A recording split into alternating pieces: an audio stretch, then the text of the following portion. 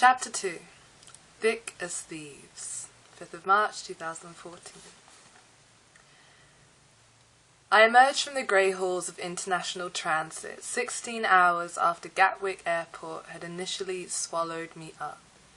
The weight of my eyelids hung dangerously close to my feet and threatened to trip me up as I stumbled out into the mad mouth of Bangkok City. My own mouth held yawns inside of its empty caverns as if they were prisoners of war looking for a way out of their gummy entrapment, but the weight of my lids soon called themselves to attention at the realization that there was at last a new environment for them to rest upon. Skyscrapers hung in the air like chipped, tinted teeth. Black taxis lined themselves on the pavement like cabbie-stained lip liner, whose only destination was the pronunciation of street curves. Delirium mixed in with microwaved airplane food and swirled around inside of the bloat of my stomach uncertainly, and the smell of England still scented the cling of my winter clothes that stuck to my skin and bones in transparent separation anxieties. My woolly socks laughed out insulted bubbles of perspiration as the heat swam out to greet me in a romantic gesture of taking one's very breath away. Oxygen had put on weight in this place. With thick hands and heavy feet, he poured his formless body unapologetically into my chest as I took breath. The dull sound of romantic airline movies fell away from my ears and replaced itself with the pounding of car horns and offerings of cheap transportation. Affirmations of fit-for-royalty accommodation threw themselves out of the taxi's open windows and onto our sweaty curiosity. Life felt like a chaotic transition between two very different worlds. The quietude of Cornwall became less and less real.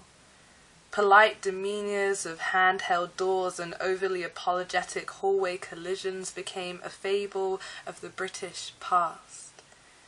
And as I stood on the grey airport tarmac, my home simply faded back into the green rolling hills from whence it came.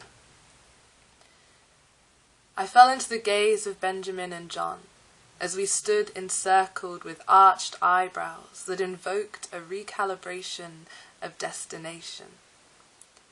The curl of clove cigarettes crawled quietly around our adjustments, as if to serenade the sweetness of our collectivity.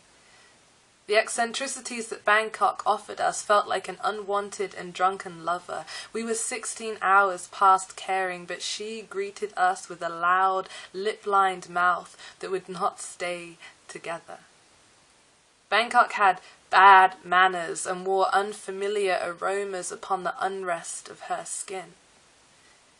It was decided that we would not linger under the covers with her any longer.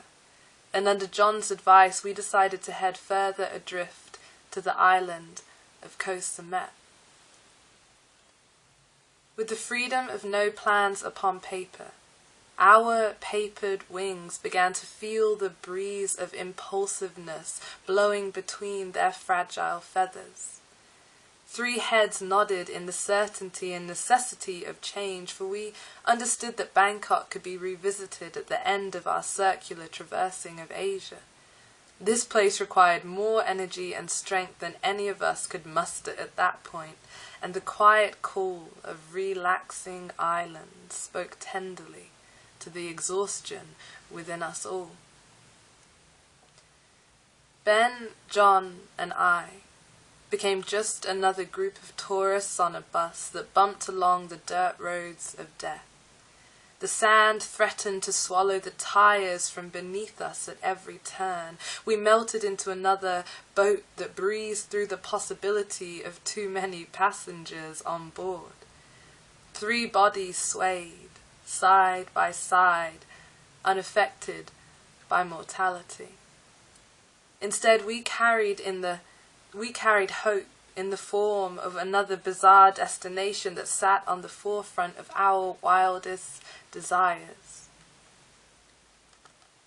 During the journey down south, I drifted in and out of consciousness. I rested my torso on what was left of my companion's stability, and we each drank in the scenery with the eyes of curious children.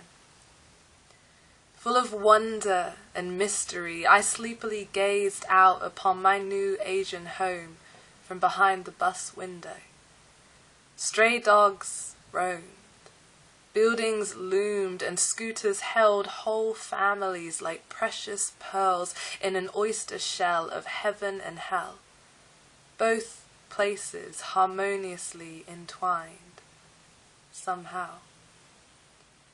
Every now and then I would catch a glimpse of my fellow travellers' eyes. They were wide with the fruits of our labour that had begun to materialise before them.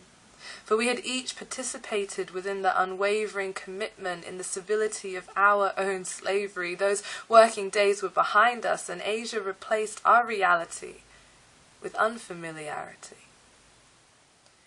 Each mile that passed us by encouraged that the bond between us thicken, because each face was now a stranger's face, save for our own, and each place was now a mystery save for the space that we kept in our unified memories of home. Our backs stood against one another as three faces gazed out into the ever-changing backdrop of the world. Our shoulders drew up treaties of unspoken protection, and we signed on the dotted lines with blades that would have one another's back until the end of time. We were the three amigos, thick as thieves, and behind our faces rested some sort of secret that only the three of us could ever keep. We had arrived in Asia, hot, sticky, and damp with possibility. We held secrets in our eyes because each one of us knew that amidst the dust and deteriorated shacks that passed us by, that there would be no going back from here. Sometimes I feel the fear of uncertainty stinging clear, and I can't help but ask myself how much I let the fear take the wheel and steer.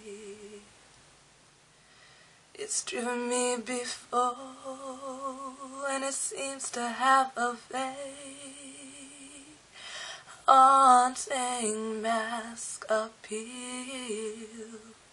But lately I am beginning to find that I should be the one behind the wheel. 'Cause whatever tomorrow brings, I'll be there with open arms and open eyes, yeah. Whatever tomorrow brings, I'll be there. I'll be there.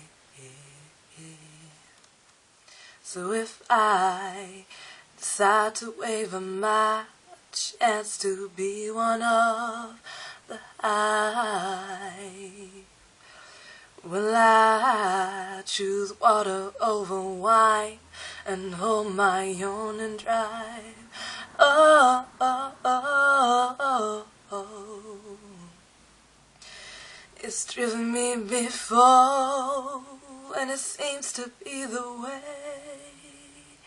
that everyone else gets around. But lately I'm beginning to find that when I drive myself, my life is found. 'Cause whatever tomorrow brings, I'll be there with open arms and open eyes, yeah. Whatever tomorrow brings, I'll be there. I'll be there.